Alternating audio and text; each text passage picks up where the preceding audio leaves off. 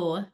Thank you for joining us for today's Deep Roots Native Plant webinar, a glimpse into Deep Roots Habitat Garden Tours with Roberta Vogel-Leutung and Christopher Leitch. Before we get started, I just have a couple announcements to make. First, I'd like to thank our sponsor, Missouri Department of Conservation, for connecting people to our natural world and protecting fish, forest, and wildlife resources, as well as donors like you for making our programming possible. You may have seen in our slides at the top of the show that we have our native plant sale coming up on Saturday, April 12th here in Prairie Village, Kansas. You can go ahead and visit us online at deeproots.org and start pre-ordering with our various vendors, including So Wild Natives, Missouri Wildflower Nursery, and City Roots Nursery. They're all three accepting pre-orders now. And when you come to visit us in person, also check out Parsons Gardens and Leaf and Sky for all your native plant needs. In addition to the native plant sale on Saturday, April 12th, you can join us for our Habitat Garden Tours, which is also going to be located in Prairie Village. This is an awesome opportunity to view different gardens of various stages, different aesthetics, but all related to native planting. Get your inspiration, then head on over to the native plant sale over at the Prairie Village Municipal Hall to get your plants for your own landscape. It's going to be a great weekend, and I hope to see you all there. You can register for the Habitat Garden Tours by visiting us online at deeproots.org/habitatgardens. Later this month, I'll be leading a guided naturalist walk at Lexington Lake Park in DeSoto, Kansas. This is presented by Johnson County Parks and Recreation District. I'm super excited to lead this walk through the woodlands. There's also prairies and a beautiful lake that we got to burn earlier this season. And if you haven't witnessed spring ephemerals, which are flowers that come up in early spring before the leaves fill out in the canopy, it's a magical time to be in the woodlands. So I hope you'll join me for this hike on Saturday, April 19th. You can register for this hike and more on our website, deeproots.org. This webinar, as always, will be recorded and posted to our YouTube channel following today's show. I will send you an email with all the links and resources discussed in today's program. Don't forget, drop your comments in the chat. I love hearing where you're all tuning in from. Everywhere from St. Louis to Florida to here in Moody Merriam. We have lots of people tuning in for today's program. And if you have questions, please put them in the Q&A. Both Roberta and Christopher will be joining us live following today's presentation to answer your native gardening questions. And they have a wealth of knowledge and experience, so you don't want to miss it. After today's show, please visit us online at deeproots.org for more information on upcoming events, webinars, native gardening resources, and how you can get involved. While you're there, consider making a donation. Okay, I'd like to go ahead and welcome both Roberta and Christopher to the virtual stage. I'm so excited for today's show. Hi, Roberta. Hi, Christopher. How are you both doing? Good. It's a great day. It is a great day. I'm a spring baby, so I love spring especially. Coming out of a very cold and dreary winter always makes me happy. But I'm curious, Roberta and Christopher, what are you both most looking forward to with this new gardening season ahead of us? Roberta, how about you go first? All right. Well, so I've had a lively winter of study. I just finished studying plant intelligence, and I'm also studying myth and animist practice, and I'm studying herbalism. So I'm looking forward to learning more about the medicinal qualities of native plants. I have a family history. My uncle wrote the book American Indian Medicine, and I'm looking forward to using my new skills in plant communication to talk to plants more. I love that. That's so Yeah, exciting. and it's more than that. It's like kind of asking, like, is this the right place? Is this okay? Is it okay if I prune you? That kind of thing. It sounds weird, but it's real. And also I want to start creating ritual around gardening, and I spend a lot of time outside gardening pro bono and in my own place and for work.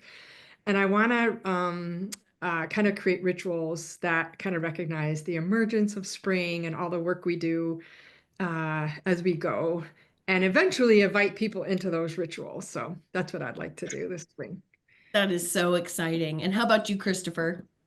Well, I have a more pragmatic excitement, I think.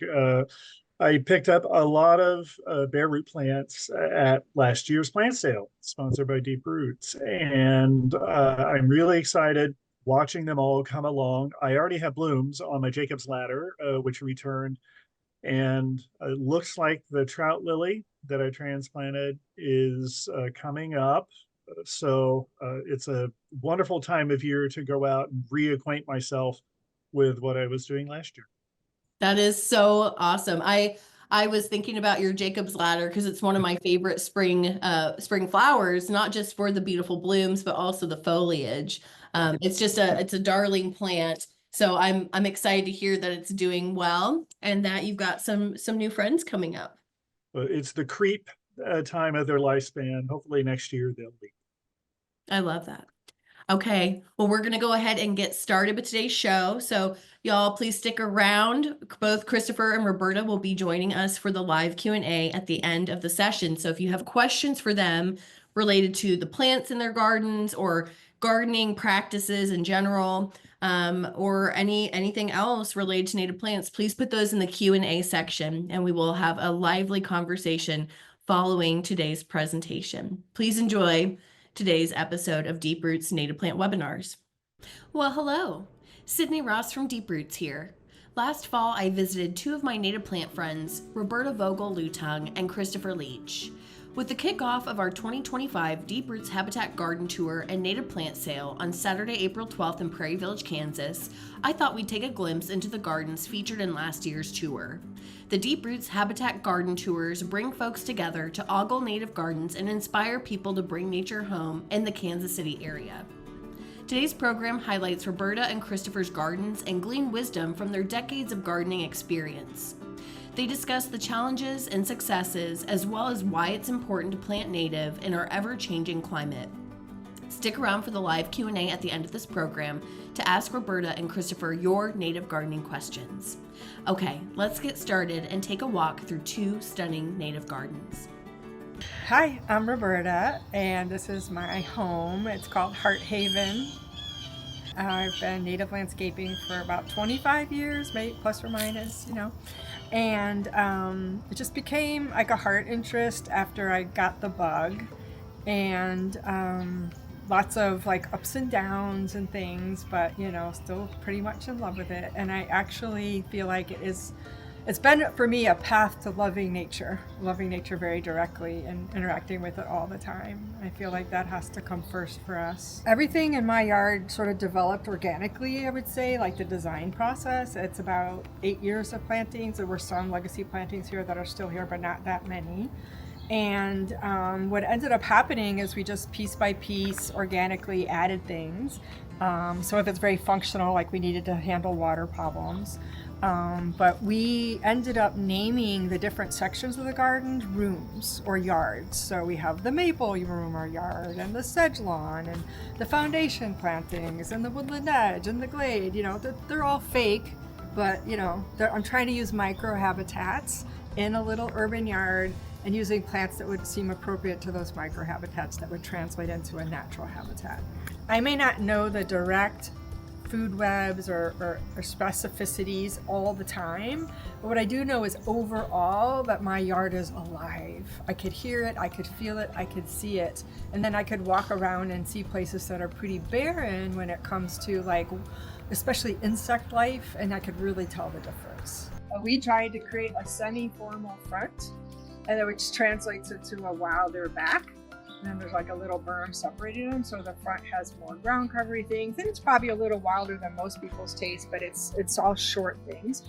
And then there's a berm that kind of separates it, and then it gets a little wilder behind the berm.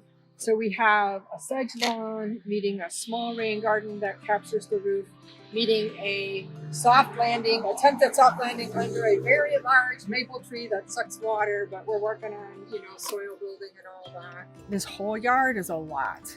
And so, like, for example, this year I cleared all the volunteers and weedy species from this space. And it's like, now it's like, oh, it's all ready to plant. And think about planting during the winter and planting at least partially in spring, and it doesn't feel so overwhelming. Plus, of course, from a design perspective, it just makes it easier, you know, to kind of walk from place to place and notice that there's changes in the landscape and the light and the soil, you know, and all that, even rainfall. These big trees, you know, not a lot of rain gets under them, so it's different. And you know, I'm just trying to mimic nature as much as I can. We've planted more, and a lot of things haven't been successful, and I'm kind of pulling back on those and just kind of watching what wants to be here. Things will tell you they want to be here. Plants naturally move around, and as a gardener, you gotta kind of learn to love that instead of like fighting it and thinking there's something wrong with you or nature, because nature's gonna do what it's gonna do. It knows best where it wants to be. You know, I can't get those echinaceas established in my garden very well, but man, they put themselves wherever they want to be, right? So I have a set of principles that I set out, and those are kind of undergird my goals, and they're ecological principles, right? So I want to bring in diversity, I want to bring in layering, I want to bring in you know, a robust insect life. I want to represent what kind of mostly regional, like not too many Ozark species, more like what's going to be our prairie and woodlands around here. I can't think of all of them, but a big part of it is actually soil building. You know, it's returning the soil, because our soils are just so damaged from compaction. This back prairie had a swimming pool for years and tons of gravel. I mean, the driveway, you know, under the driveway, I cut out a piece and put some plants in there, you know. So a lot of it's about, I see it as kind of restorative, and I say it's restorative for both nature and humans, because I really don't separate them. Like, we are nature. When we restore nature, we restore ourselves, and I just can't break those two things apart. I learned so much from gardening, how much I'm not in control mostly. You know, I'm kind of on the, okay, let's not lie to people and tell them that this is low maintenance. Depends. But there are some things you can do that make your life easier. So like the most basic one to me is plant density. So if you plant densely, that's nature, right? Like a square yard of prairie should have like 30 something species if it's like high quality. And so your plants stay smaller, they crowd out the weeds, and the ground stays cooler, so it's just better for them overall. Plus it just looks like nature's supposed to look. So it seems to work really well. Like, I was gone for a month and just got back last week, and I didn't have to do very much to get this ready for a tour. So this time of year, of course, this is goldenrod and aster season with some rudbeckia, and obviously our asters are supporting a lot of life, and I know for sure that many of them are keystone species. So you know, that's kind of my attitude, but as I go forward, it's interesting how I've gone from being sort of this generalist, which I am, period, in life, to like wanting to drill down and understand more specifics. But then sometimes I try some plants and they just don't like it here. So it's like it's really tricky to figure that out, you know? These really established places, I really don't feel a need to cut things down. But some places, like this back garden, I call it the old prairie garden, we've really had to come back from soil compaction. So sometimes we get like things that self-seed way too successfully that love compacted soil, and they take over. So I have to dig and move them, and so sometimes I need to cut back. But I won't do that until it's like 50 degrees temperature around the clock in the spring, and the nighttime temperatures stay warm. So I'm keeping those habitat for all the little insects that use the hollow stems. Sometimes if I feel like I gotta move a little early because it's warming up too fast, I'll cut and lay them in the garden so they're at least still there. But I try really hard not to. And same in the fall, I take everyone else's leaves and throw them in my yard. That's perfect. I take the leaves quite seriously because my garden needs them. Well, and these friends appreciate it. Love it. The bumblebees just love this time of year. And the hummingbirds too, we've been seeing quite a bit. Oh yeah. So this rain garden drains our garage roof, and this is probably my favorite one. And what's cool about each rain garden is they all are in different climates. So the front one is kind of a shady rain garden, but it's open. The middle one, the huge rain garden, is pretty shady, and it's got a lot of shrubs around the edges. So this one has more forbs And I'm experimenting even with some annuals in here, like marsh marigold. But it's lovely to have this in the full sun, because I don't have a whole lot of full sun, so each one's different. It's really about being in nature and nature practice. It's like a very direct practice of being restorative, and that's what makes me feel like I can get up every day, know that I'm doing something, and that's gonna carry on for generations. It's not just for me, I guess is what I'm saying. It's not about me.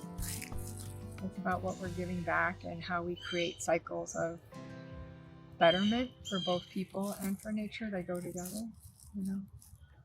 Good afternoon. Welcome to Loomis Woods. This is our garden in Merriam, Kansas. I'm Christopher Leitch. I've been a native gardener for 21 years. I love gardening. I was introduced to it very early by my mother and my father in very different ways. Daddy was brought up in farm country, and we always had a vegetable garden growing up, and that was a chore for us, but we loved eating out of it. In rural Oklahoma, we had a lot of okra and many tomatoes and a lot of green beans too. My mother gardened for aesthetic reasons, and very early in our gardening lives, she would take me to the nursery and let me choose 2 plants that I could put in the garden. And I get those same 2 plants every year now, purple petunias and orange marigolds. And she taught me how to dig a hole and loosen up the roots and get the plant out of the pot and give it a nice drink and help it get settled in its new home. And every time I'm welcoming a new plant into our garden, I have my mother's voice in my ear, and hopefully her great gardening juju working its magic as well. We moved to Merriam, Kansas 21 years ago, and we had a lot of typical suburban lawn here. And what you're seeing behind me is what replaced that lawn. Our first year, we drove around the neighborhood and picked up bags of leaves and clippings all summer and piled them in this 5,000 square foot area so that we wouldn't have to till very much, and we could plant. We did till a little because that turf was really dense, but we determined that we would work on this area because we wanted less to mow and we wanted room to experiment with a variety of plants. I didn't really have an understanding of what I was committing myself to at that time, but we thought xeriscaping and low water gardens would be beneficial here in the suburbs. And that was our introduction to what you see proliferating behind me. We moved from a 3rd floor apartment in Midtown Kansas City here to ground level with our house. And we're in a very old development. Our house was built in 1930, and these houses were built on half-acre and full-acre lots, and we have a full acre. So we're surrounded by a lot of very mature trees and a lot of open space. And we're both from small towns, so we love that. And we began seeing birds immediately at our feeder that we had never seen up in the treetops of our 3rd floor apartment. Flickers and nuthatches and a lot of other ground feeders like cardinals. And of course we see some introduced species like starlings very frequently, but we also see brown cowbirds and many other familiar species. I think what was unusual for us was to hear owls who are nesting nearby with great frequency, a lot of hawks of different kinds, red-tailed hawks and small Cooper's hawks and other things in between. We've seen big hawks in our bird baths having a splash, which is just beautiful. We have a lot of ground-dwelling mammals around here. We have mice and voles and chipmunks and foxes, which are really usually no bigger than a cat, but they will carry off a squirrel. I have seen it happen. And we have a rather large brush pile, which is about 10 feet tall and about 20 feet in diameter, where foxes and possums and raccoons and other mice and voles and snakes and other creatures are very happily at home. They redesign the entrance occasionally. We just keep piling more stuff on year after year, and it collapses in on itself. knowing that wildlife is happy where you are helps you understand that you live in a happy place and a healthy place. We have tons of mushrooms that come up around here, some edible, some not. And many folks are very worried when they see a mushroom in their lawn because it's poison.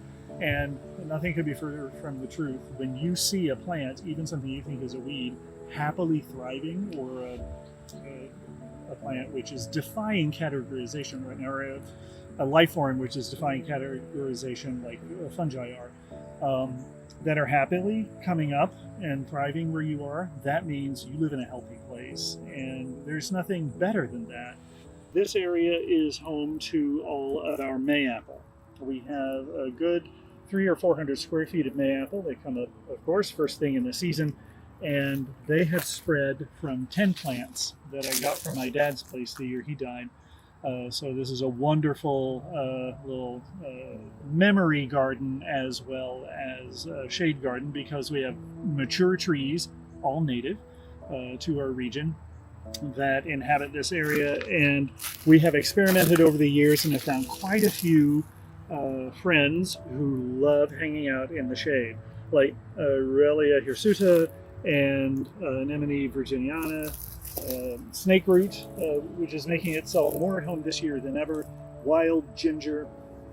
We have a very hyper-located wild geranium that comes up in the same place and does not spread every year, but he's always welcome back. And I visited one of the native plant sales hosted at the Anita B. Gorman Discovery Center earlier this year, and welcomed some new friends, Dittany and Jacob's Ladder and Blue Star, which we're hoping to get settled. Sleep, creep, leap, we have to remember. So this year they're just kind of hanging around, getting the feeling of their new digs, and hopefully over the next couple of years there'll be more coverage here because we tore out a whole bunch of Vinca and Euonymus, and we're trying to crowd it out with other items that belong here in our ecosystem. I do collect seeds from our native plants. We do allow them to reseed, but I also offer them to other people who are interested in native gardening in a couple of Facebook groups that I belong to. The wonderful thing is making sure that people have access to hardy, actually thriving plants, not coming straight out of the nursery, which we love. And I love that there are more native plants available through nurseries and special sales than ever before. But these plants have proven themselves out here in the clay and the heat and the dry. These are proven winners. So I love sending them to new homes. I don't really discriminate among people who ask me for seeds. I just mail them out until I'm done. There are some folks who won't send certain kinds of plants or seeds to people who live out of the zone. But I tend to think that our continent is its own zone, and we want to make sure that we have plenty of continental friends here who are not being outcompeted by hothouse annuals that aren't really serving our pollinator population or our subterranean microbiome, as well as our native plants too. So right here we have some great Scutellaria incana, the downy skullcap. I love this plant. This is a wonderful plant. You can see I have my little horizontal trellis because it does have a tendency to lay down.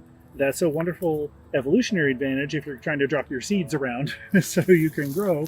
But I love to have it up here. We have a few blossoms surviving, but now it's its seeding period.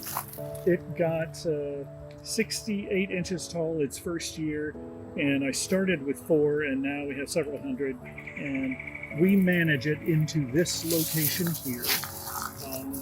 I hear and read a lot of folks who are worried about aggressive native plants. They're not aggressive, they're just thriving because they're where they belong. And if you don't want a plant someplace, you move it to another place, you give it away, or you help it become compost for more of your native friends. So as with Canadian goldenrod, you can't tell that plant anything. You've got to be a little more convincing with it. So I tear a lot of that stuff out.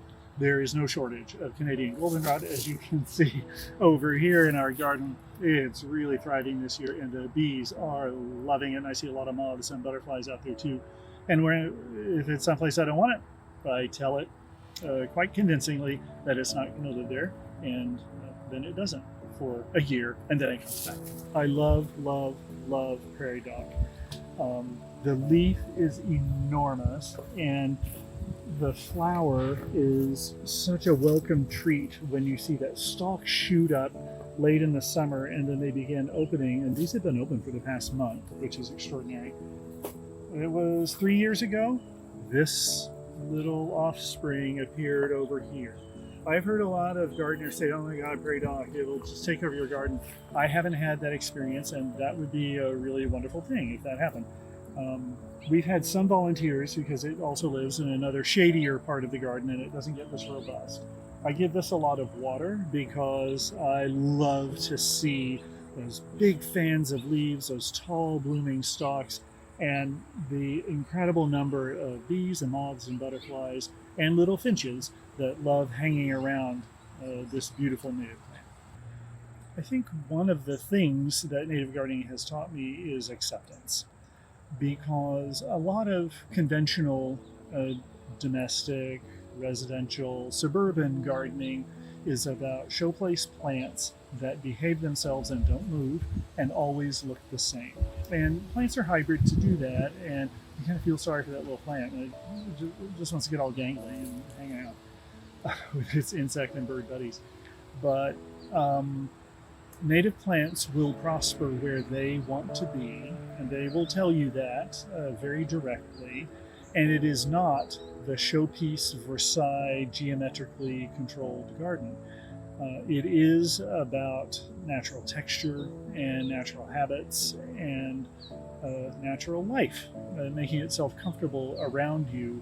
And when you can, as a gardener, understand that something is healthy and thriving, even when you can't see it, even when it's not blooming, even when it's turning brown, then I think you can find a different kind of happiness in your gardening practice. There's some people who don't want that kind of garden. I have a former professor who has a garden that is controlled to within a millimeter of its existence, with all kinds of mosses and succulents and little plants and tiny leaves and bonsai. It's excruciatingly beautiful, and he loves it. And I'm very happy that I get to go over there and hang out with the mossy rocks and the tiny trees. That is not the kind of garden that I'm happy in, the kind of garden that my mother taught me to be happy in, because she taught me that making a garden is making a place where other life can sustain itself and prosper, not that I get to make into the shape that I think is right. I started with native plants because I foolishly thought they would be low maintenance, because they would thrive on their own, and I could pay attention to my many other interests, such as my art studio and my job. The more I got to know native plants, and the more they thrived in our garden and were happy for extended periods of time in our environment here, the more convinced I became that was the kind of gardener I wanted to be. If you walk around our garden, we have an acre here, which is pretty well populated with different kinds of gardens. I have a lot of non-native stuff that we inherited from the people who lived here before us for 50 years. And we honor their memory by keeping their hyacinths and their daffodils and their irises and their peonies going. But I wanted to honor the spirit of this place more. And I also found that native plants are really willing experimenters with you. They will let you know where they thrive, and then you just plant a bunch there. You can mass them, and it looks like you're a really smart gardener and you did it on purpose. What you found was where that plant wanted to be happy.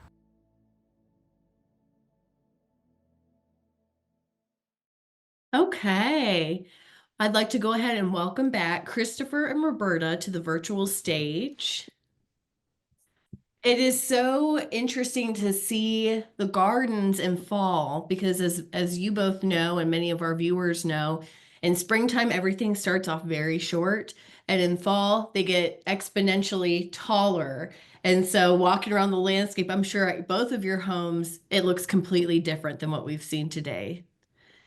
So, I don't know if Roberta and Christopher, do you, either of you have any um, spring plants that you're super excited about seeing already in your landscape that wasn't featured on today's show?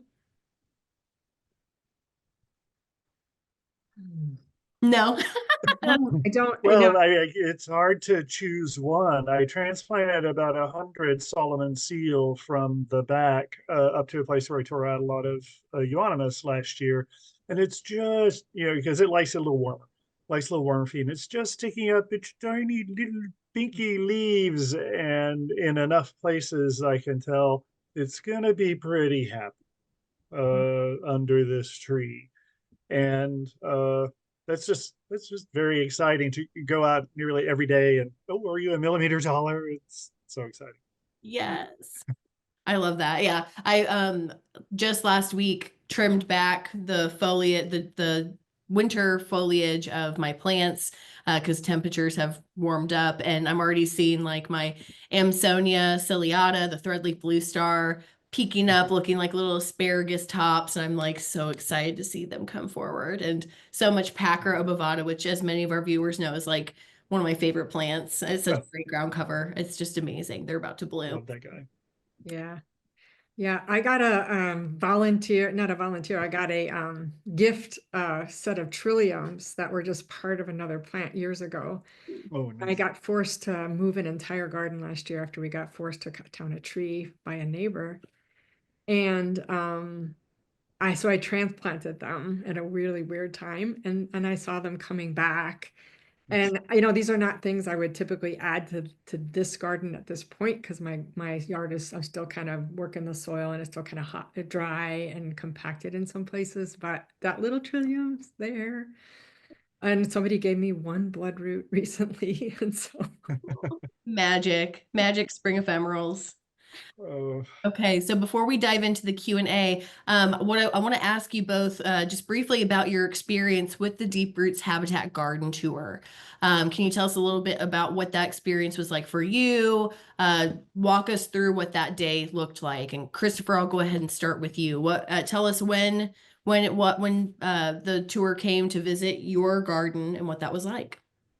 well, first time, I thank you for inviting me to be a part of that tour. It was incredibly well organized. It didn't just happen on the day of the tour. There were weeks and weeks and weeks and weeks of communication and coordination. There was a lot of support for the gardener. There was signage, there was promotion, there was information.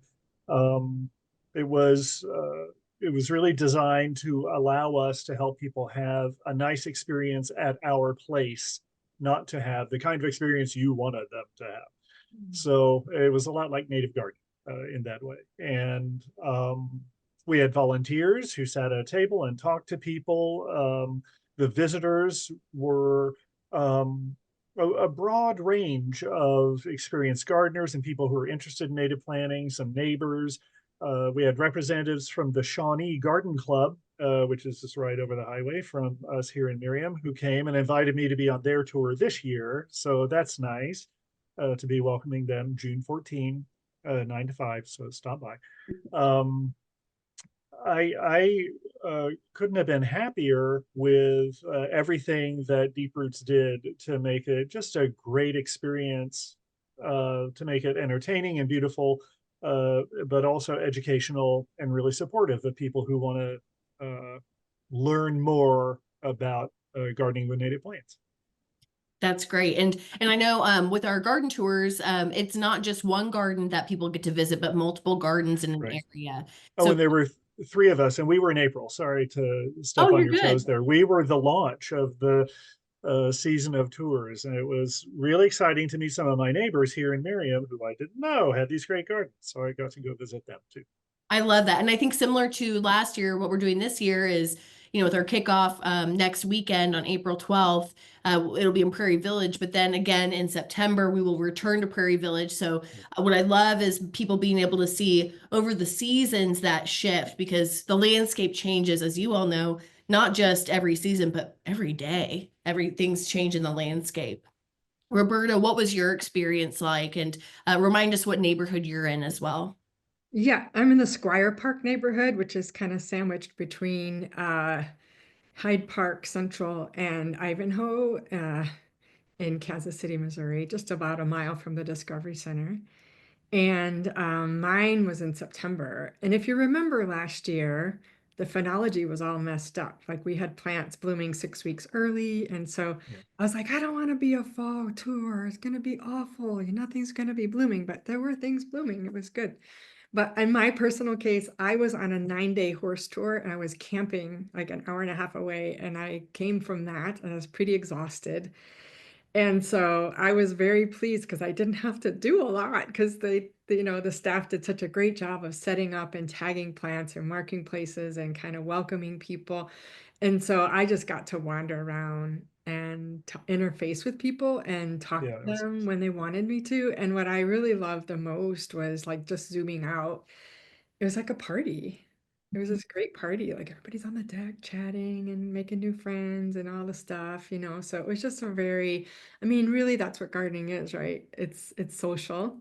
And this is what humans want and need. And it was just a lot of fun. Yeah, it's what I love about the garden tours. I have attended several myself. It's just a celebration of nature, of community, of everything that we love about gardening. So I hope folks will sign up for our Habitat Garden Tour this year and join us next weekend. Yeah. Okay, let's jump into the Q&A. So first off, Val has a question for you, Roberta. How much weeding for that sedge lawn? And was that sedge lawn installed all at once, or did you do it section by section? Yeah, so short answer, not much. That is my second sedge lawn. The first one I did, I used Carex presidilis and it grew in great, but it just turned out to be the wrong sedge. It was kind of informal. It fell down when it got hot and dry, just looked messy. And so I let people dig that and turned it over to Carex pennsylvanica and just 2 years ago. So most of that is less, it's either 1 or 2 years old.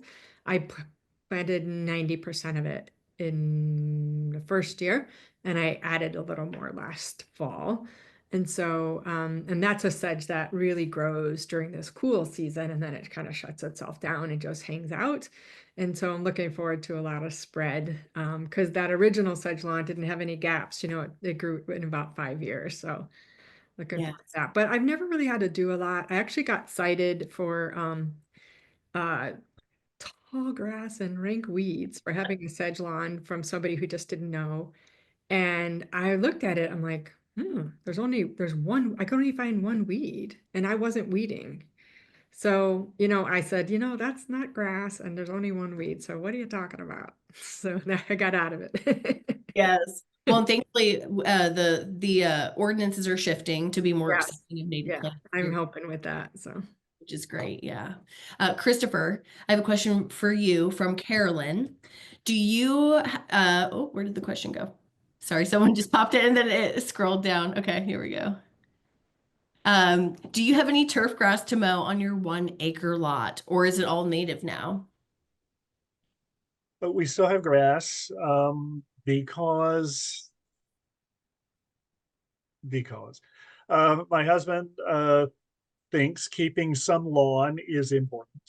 So we have some areas, but he hasn't minded my encroaching uh, with various extensions of the native area. And I concentrated a whole bunch of hemerocallis back into some beds in the back because it just does so well and you don't have to do anything to it. It's where it is.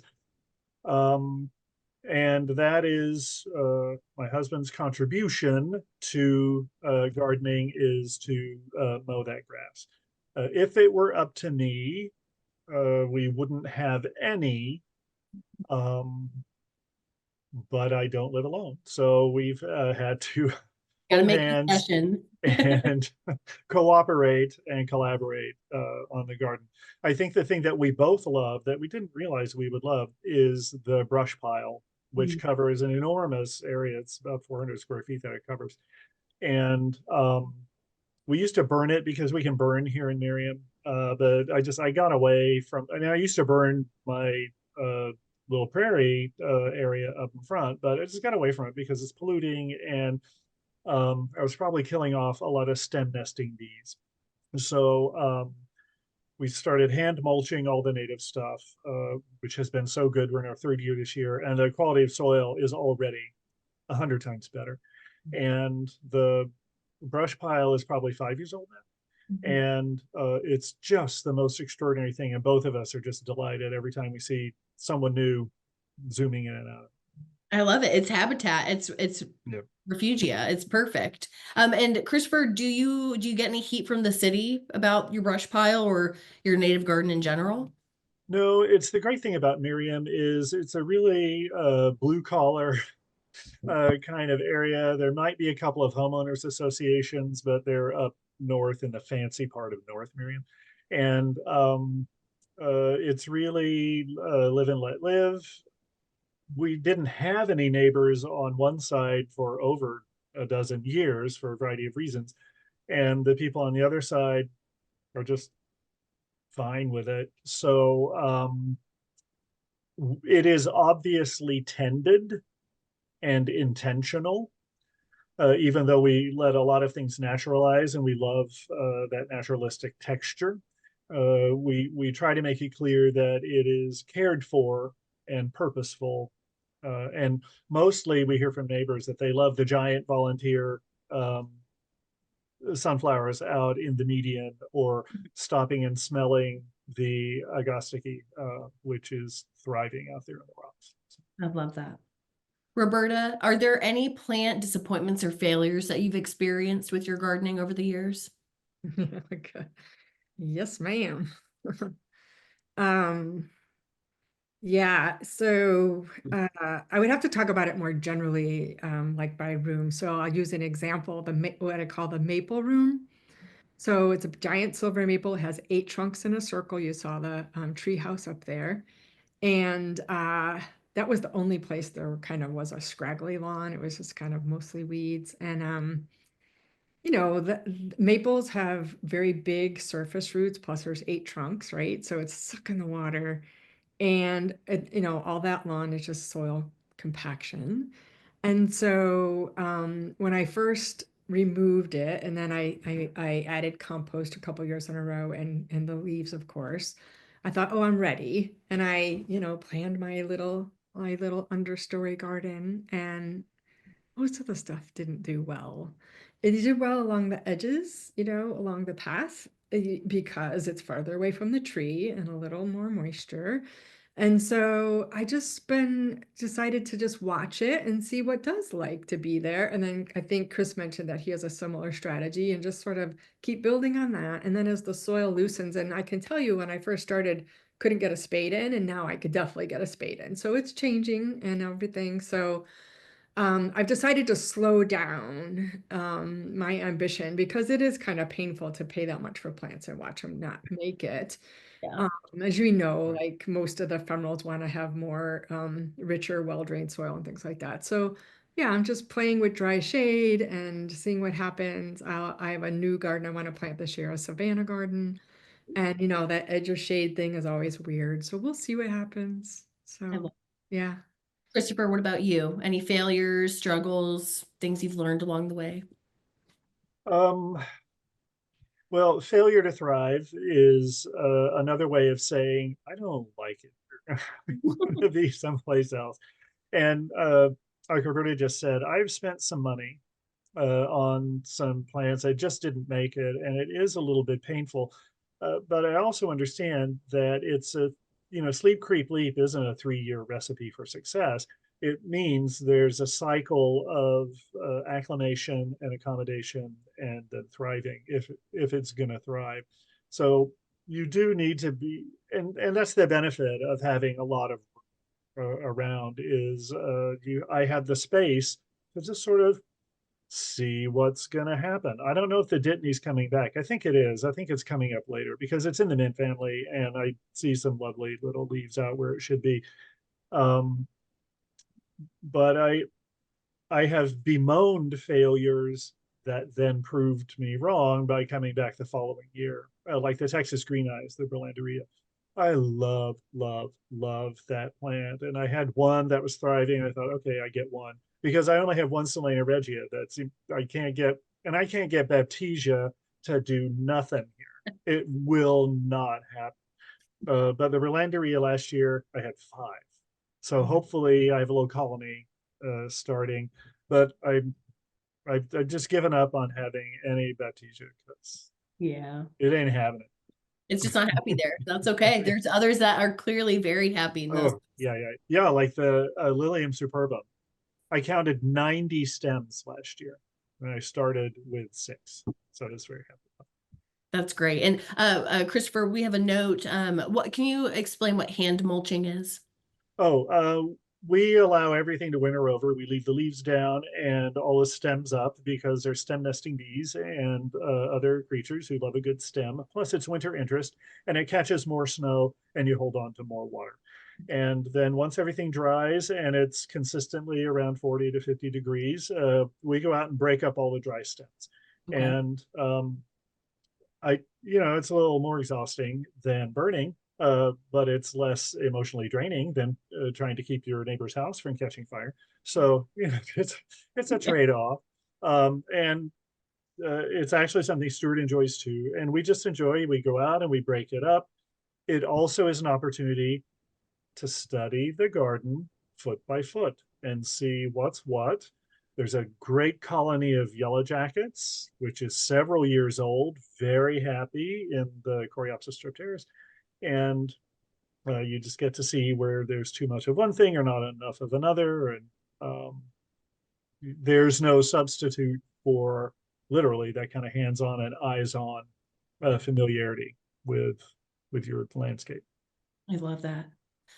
Okay, we got a little bit of time for just a couple more questions. So I'm gonna shoot this one over to you, Roberta. Do you have any suggestions on how to handle weeding when you're planting for density? Because you mentioned kind of one of the first things to do to help suppress weeds, or which is just subjective, plants you don't want there, is plant density. So how do you handle weeding when you're planting for density? And do you have maintenance paths throughout your beds? I think I understand the question. So if you plant densely, obviously, when it's a young garden, you still have opportunities for things to come into the spaces in between. But, plants grow in fairly quickly, especially if you start with quart pots or larger.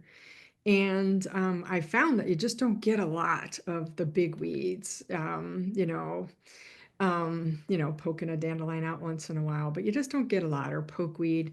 And what I get more of is the kind of like ephemeral annuals. And those I'm experimenting with just leaving them alone. And in the professional gardens that I maintain, doing the same thing, and they really don't interfere with anything. So just leaving it be, even though I'm like used to like, gotta get them out. And so now I'm just leaving them and seeing what happens. So basically I'm saying that by planting densely and giving it some time to grow in, you just don't have a lot of weeding, and that's kind of the point. So yeah, it's a little bit of a more naturalized look than, like, some people like to see the whole plant with space in between, and that's just not how things grow together in nature. No. They need each other.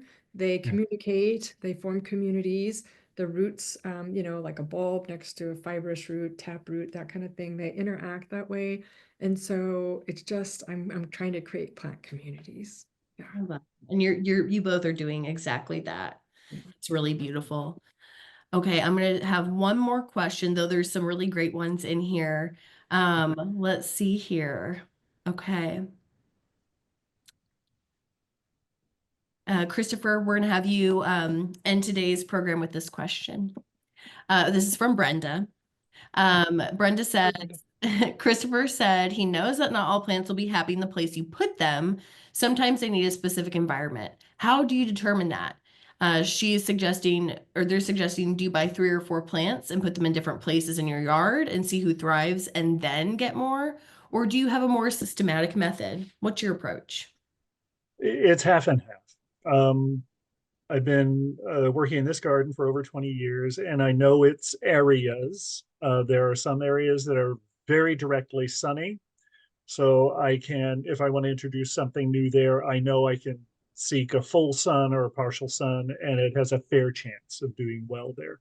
I have been working on my shade garden for a very long time, and the Mayaples and Trillium and the wild ginger that I brought from Denny's place thrived there immediately.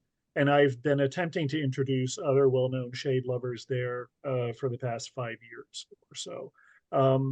If I could only start with 4, that would be great. I am now at the place where I'm going to get a tray of a dozen if I get anything, and try them in 3 or 4 places. I've been trying to get little asters established, and that's been a study in sadness and watching them not thrive. um, but it is trial and error. Uh, if you want to hasten your experimentation, buy more and put them in more places is the way to do that. Nothing is truly going to be wasted. You'll have some expensive mulch on your hands, maybe. But you will learn in a year or two what's kind of happy, like the Jacob's ladder. I think it's pretty definitely happy over there with the Mayaples and the Trillium. So I think the meta of that is a willingness to be told you don't know, and they do. I love that. That's a great, thoughtful answer. And I want to yes and you real quick.